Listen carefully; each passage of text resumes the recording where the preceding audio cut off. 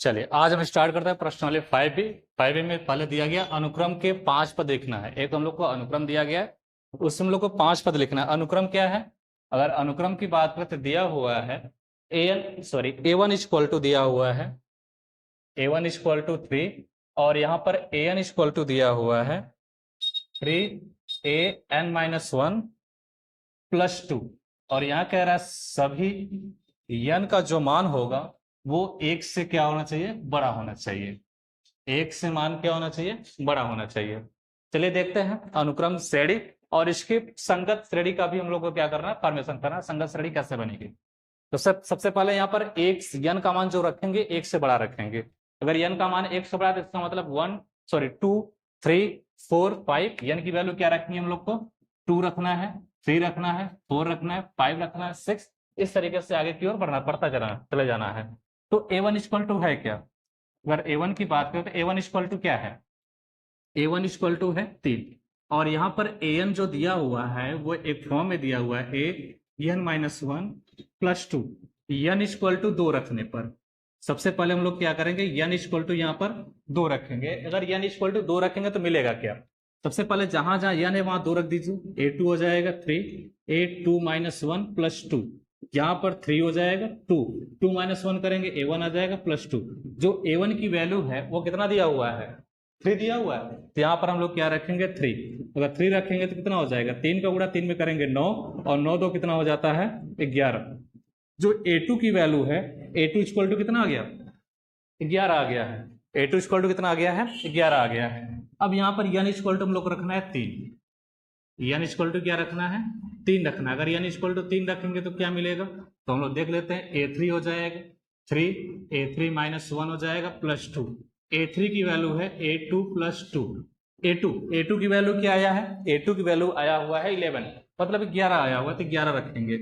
11 plus 2, 3 का गुणा 11 में करिए 33 हो जाएगा। 33 प्लस 2 कितना हो जाएगा? 35। मतलब जो A3 की वैल्यू आएगी वो कितना आ जाएगा? 35 आ जाएगा। A3 हो गया। अब हम लोग क्या रखेंगे? n इक्वल टू 3 के बाद क्या रखेंगे? 4 रखेंगे। n इक्वल टू अगर 4 रखेंगे तो क्या मिलेगा? 4 रखने पर जहां 3 n है वहां पर 4 रखिए तो 4 हो जाएगा और यहाँ पर 3, 4 माइनस 1 प्लस कितना हो जाएगा? 2, 3। A3 हो जाएगा प्लस 2। अब जो A3 की वैल्यू है, A3 की वैल्यू कितना आया हुआ? 35 आया हुआ, तो 35 रख दीजिए। तो हो जाएगा यहाँ पर 3, 35 प्लस 2। 35 का गुणा अगर हम लोग 3 में करेंगे तो कितना हो जाएगा? 35 का गुणा 3 में करेंगे हो जाएगा 105 प्लस 2, 107 हो जाएगा। जो A4 की वैल्यू होगी वो कितनी हो जाएगी? 107 हो जाएगी। A4 की वैल्यू कितनी होगी? 107 होगी। उसी प्रकार से n इक्वल टू यहाँ पर क्या रखेंगे? 5 रखेंगे। जब 5 रखेंगे तो क्या मिलेगा बताइए? 5 रखने पर मिलेगा A5 is equal to A 3 हो जाएगा A5-1 प्लस 2, यहाँ पर 3, A4 हो जाए प्लस 2। A4 की वैल्यू कितनी है? 107 प्लस 2, 107 के बाद तो मल्टीप्लाई करेंगे कितना हो जाएगा? 321 और प्लस 2, 321 में 2 जोड़ेंगे कितना हो जाएगा? 323 हो जाएगा। कितना हो जाएगा? 323 हो जाएगा। मतलब यहाँ पर जो हम लोग को पहला पद है वो 3 हो गया, दूसरा पद कितना हो गया? 11 हो गया, तीसरा पद कितना हो गया? 35 हो गया, चौथा पद कितना हो गया? 107 हो गया, जो पांचवा पद है 300 कितना हो गया? 23 हो गया। अगर इस क्रम में देखा जाए तो यहाँ पर हम लोग को जो श्रेणी निकल आएगी वो समांतर श्रेणी क्या हो जाएगी? अगर संगत श्रेणी की बात करें, संगत श्रेणी इक्वल टू हो जाएगा यहाँ पर A1, A2, A3, A4, A5 dot dot dot dot. यहाँ पर A1 की वैल्यू क्या है? 3 है। A2 की वैल्यू क्या है? 11 है। A3 की वैल्यू क्या है? 35 है। A4 की वैल्यू क्या है? 107 है और इसकी वैल्यू कितना? 323 डॉट डॉट डॉट। ये तो हम लोग को क्या हो जाएगा? अनुक्रम श्रेणी या फिर संगत श्रेणी हो जाएगी। ठीक है, तो इस तरीके से आप लोग इसके आगे भी क्वेश्चन जितने दिए हैं उस तरीके से आप लोग सॉल्व कर सकते हैं। ठीक है,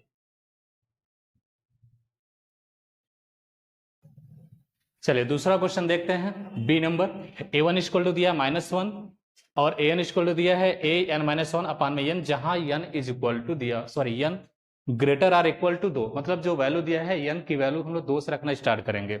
2 रखेंगे, 3, 4, 5, 2 से बड़ा रखेंगे कहां तक रखेंगे, 5 पद तक पूछा है, इसका 5 ही पद तक निकालेंगे। तो यहां पर सबसे पहले दिया हुआ है an is equal to A N minus one upon में एन इज इक्वल टू 2 रखने पर सबसे पहले एन इक्वल टू क्या रखेंगे यहाँ पर 2। अगर एन इक्वल टू 2 रखेंगे तो क्या मिलेगा, a2 equal to a2 minus one upon में 2 a1 अपान में 2। a1 की वैल्यू क्या है -1, यहां से हो जाएगा -1/2। जो a2 की वैल्यू आ जाएगी कितनी आ जाएगी, a2 की वैल्यू आ जाएगी -1/2। फिर इसके लिए बात करते हैं n इक्वल टू 3 के लिए। तीसरा पद n इक्वल टू 3 रखने पर जब n इक्वल टू 3 रखेंगे तो क्या मिलेगा, यहां मिल जाएगा हम लोग को a3 equal to a3 minus one upon में 2 a3 n minus one upon में 2 a3 minus one, a3 minus one कितना हो जाएगा, अगर a3 माइनस वन की बात करें तो आ जाएगा a3 इक्वल टू a2 अपान में 2। a2 कितना है, a2 कितना है हम लोग का -1/2 और अपान में 2 कितना हो जाएगा, -2 का 2 में गुणा करेंगे कितना हो जाएगा 4। मतलब यहां से जो a3 की वैल्यू आ रहा है a3 इक्वल टू वो कितना हो गया, अगर a3 की बात करें तो a3 इक्वल टू हो गया -1/4। अब इसके बाद हम बात करते हैं n इक्वल टू किसके लिए, n इज इक्वल टू 4 के लिए। अगर n इक्वल टू 4 रखेंगे तो क्या मिलेगा, अगर n इक्वल टू 4 चलते हैं तो जहां n है वहां पर क्या रख देंगे 4। तो यहां से देखते हैं a4 इक्वल टू हो जाएगा a4 माइनस वन अपान में 4 और यहाँ से a3 आ जाएगा a3/4 और a3 की वैल्यू क्या है, a3 की वैल्यू यहाँ पर क्या है -1/4 है। तो यहाँ से आ जाएगा -1/4 अपान में 4, तो यहाँ आ जाएगा 4 चौका कितना होता है 16, यानी 1 बटा कितना आ जाएगा 16 आ जाएगा, जो a4 की वैल्यू होगी। किसकी वैल्यू होगी, ये a4 की वैल्यू होगी। इसी प्रकार से n इक्वल टू क्या रखेंगे हम लोग, n इक्वल टू 5 रखेंगे। अगर n इक्वल टू 5 रखेंगे तो क्या मिलेगा, n इक्वल टू 5 रखने पर मिलेगा हम लोग को an इज इक्वल टू हो जाएगा a5 माइनस वन अपान में 5, तो हो जाएगा a4 अपान में 5। a4 की वैल्यू क्या है, a4 की वैल्यू -1 बटा कितना है 16 है और बटा 5, 16 पंचे कितना होता है 80, तो वहां से आ जाएगा माइनस, या a5 इक्वल टू आ जाएगा -1 बटा 80। तो कह सकते हैं इसकी जो अनुक्रम या संगत श्रेणी होगी वो संगत श्रेणी क्या होगा, अगर संगत श्रेणी की बात करें तो संगत श्रेणी जो होगा इसका a1 a2 a3 a4 a5 dot dot a1 की वैल्यू कितना है -1 है, a2 की वैल्यू कितना -1/2 है, -1/4 है, -1/16 है, -1 बटा कितना है 80 है। ये आप लोग का अनुक्रम श्रेणी बन जाएगा।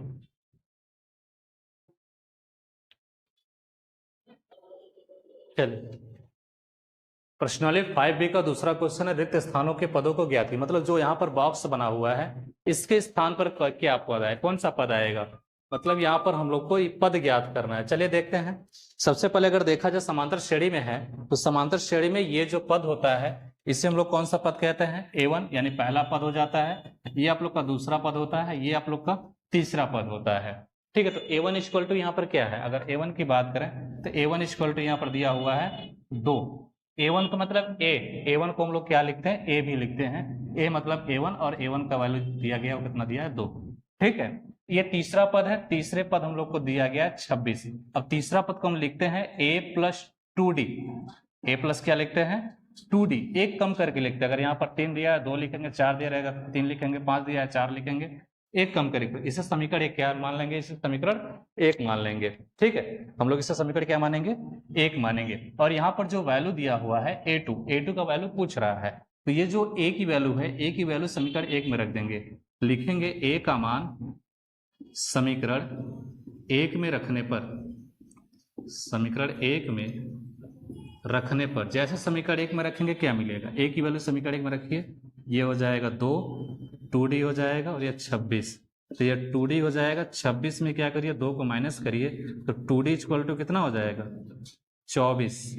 यहाँ से d इक्वल टू कितना आ जाएगा, d की वैल्यू, अगर d की वैल्यू देखा जाए तो d की वैल्यू आ जाएगा 24/2 और d की वैल्यू कितना आ जाएगा 12, यानी d की वैल्यू कितना आ गया 12 आ गया। हम लोग को निकालना कौन सा पद है, दूसरा पद निकालना है। दूसरे पद के लिए फॉर्मूला क्या होता है, a2 इक्वल टू होता है ए प्लस डी, और ए की वैल्यू कितना है, ए की वैल्यू या A1 या फिर ए की वैल्यू दिया है 2 और डी की वैल्यू कितना आ गया 12, तो 12 2 कितना हो जाएगा 14, यानी जो A2 की वैल्यू होगा कितना हो जाएगा 14 हो जाएगा, यानी जो यहाँ पर बॉक्स के स्थान पर जो है वो कितना आ जाएगा 14 आ जाएगा।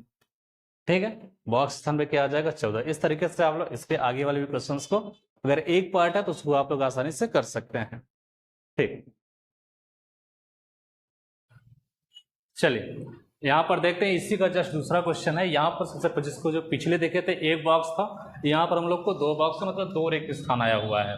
यहाँ पर दिया कौन कौन सा पद है, यहाँ पर देख रहे हैं अगर A2 दिया हुआ है और A4 दिया, मतलब यहाँ से A1 और A3 हम लोग को निकालना है। A1 और A3 की वैल्यू हम लोग को फाइंड करनी है।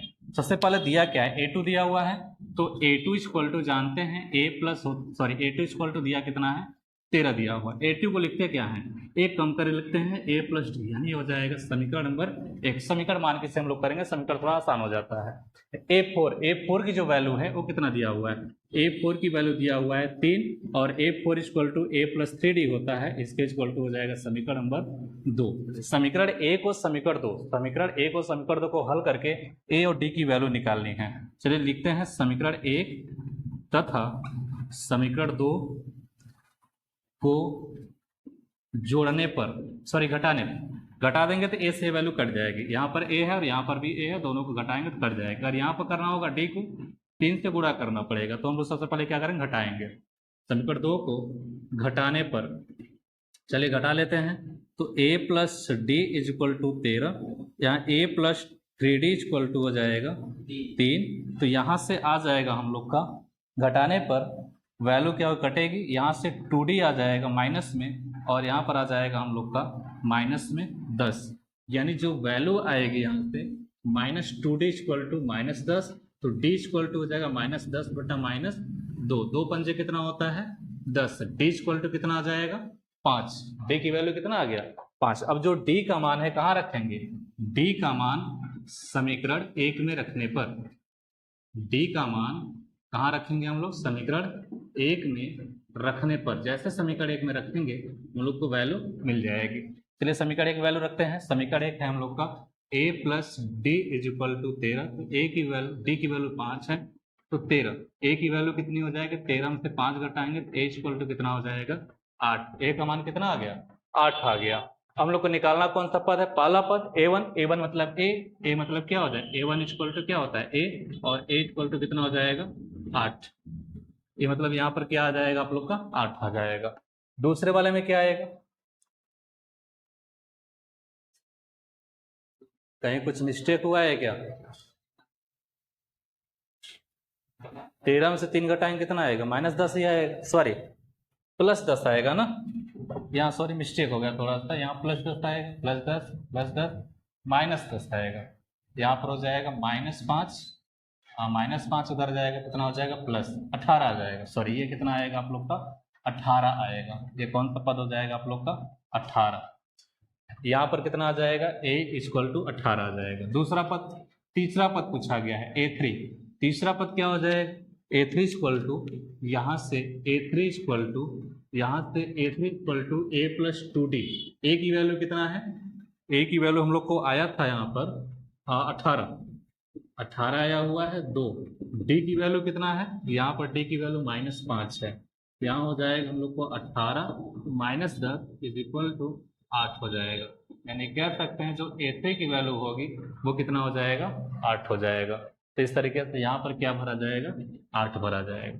ठीक है, यहाँ से भी चेक कर सकते हैं, 18 में से अगर 13 घटाया तो कितना आएगा 5, फिर 8 घटाएंगे 5, 8 3 घटाएंगे फिर यहाँ पर 5, यानी 5 का डिफरेंस है, इसका जो डिफरेंस आएगा वो कितना आएगा 5 आएगा।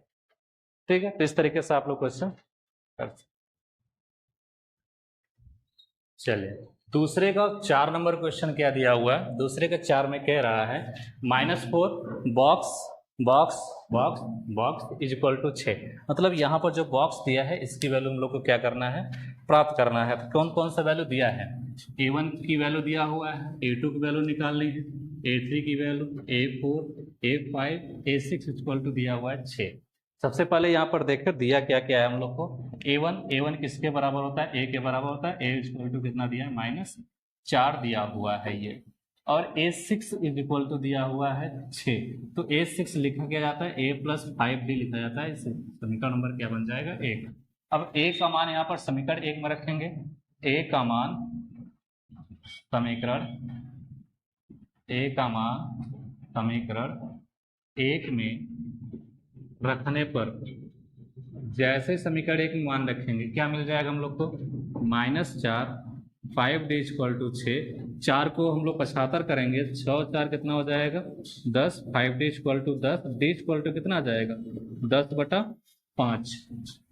कितना आ जाएगा भाई, D इक्वल टू आ जाएगा 5 गुना 10। D की वैल्यू कितना आ जाएगा 2।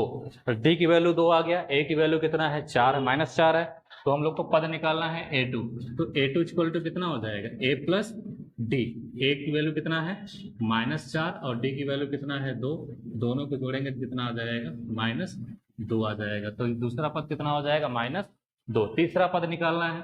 तीसरे पद A3 equal to A plus क्या होता है 2D। A की वैल्यू कितना दिया है -4 और D की वैल्यू कितना दिया है 2, तो हो जाएगा -4 + 4 इज इक्वल टू 0। मतलब जो A3 की वैल्यू होगी कितनी हो जाएगी 0। यहाँ पे क्या सकते हैं, आ जाएगा -2, ये आ जाएगा 0। A4 की वैल्यू निकालनी। A4 की वैल्यू A प्लस कितना हो जाएगा 3D। A की वैल्यू देखा जाए तो कितना है यहाँ पर, A की वैल्यू -5 और D की वैल्यू कितना यहाँ पर दिया हुआ है, D की वैल्यू है 2। तो हो जाएगा यहाँ से -4 + 6 इज इक्वल टू 2, यानी यहाँ पर कितना आ जाएगा आप लोग का 2। A4 की वैल्यू आ जाएगी 2। A5 की वैल्यू क्या हो जाएगी, A5 की वैल्यू अगर देखा जाए तो A प्लस होता है 4D, A की वैल्यू -4 और D की वैल्यू जो है आप लोग को दिया हुआ है, D की वैल्यू आप लोग को दिया हुआ है और कितना है, D की वैल्यू 2 है। तो हो जाएगा यहाँ से -4 + 8 इज इक्वल टू +4। तो A5 इक्वल टू कितना हो जाएगा +4 हो जाएगा। तो यहाँ पर आ जाएगा +4। ठीक है, तो इस तरीके से आप लोग इसके बाद वाले भी क्वेश्चन आसानी तरीके से कर सकते हैं। जो भी आप लोग को नहीं समझना तो कमेंट करके आप लोग पूछ सकते हैं। चलिए क्वेश्चन नंबर 3, समांतर श्रेणी 3, 8, 13, 18 का कौन सा पद 78 है। 78 कौन सा पद है, ये हम लोग को प्राप्त करना है। कौन सा पद इसका 78 होगा। सबसे पहले जो समांतर श्रेणी दिया है उसे लिख लेंगे। समांतर श्रेणी क्या दिया हुआ है, अगर समांतर श्रेणी की बात करें तो यहाँ पर दिया हुआ है समांतर श्रेणी 3, 8, 13 और 18 डाट डाट करके दिया हुआ है। कौन सा पद है 78, मान लेते हैं आप लोग का यनमा पद क्या है 78 है। कौन सा पद है, यनमा पद 78 है। तो an इज इक्वल टू हो जाएगा 78। प्रथम पद a इक्वल टू हो जाएगा 3। सार्वंतर d कैसे निकालते हैं, 8 में से 3 को माइनस करेंगे तो आ जाएगा 5, यानी सार्वंतर कितना आ जाएगा d। यहाँ पर हम लोग को फार्मूला होता है यनमा पद का an इक्वल टू, फार्मूला होता है इसका an is equal to a plus n-1 into D.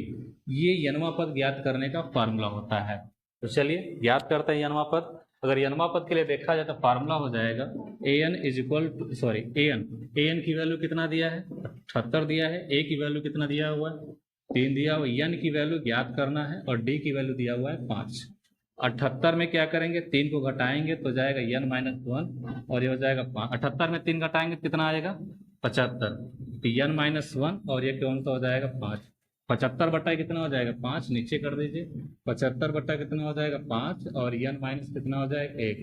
75 में 5 को डिवाइड कर दीजिए, कितना आ जाएगा 15, n-1 और जो 1 को उधर करेंगे तो 75 + 15 + 1 कितना आ जाएगा 16। n की वैल्यू है कितनी आ जाएगी 16। कह सकते हैं जो इसका पद होगा 78 कौन सा पद होगा 16वां पद होगा।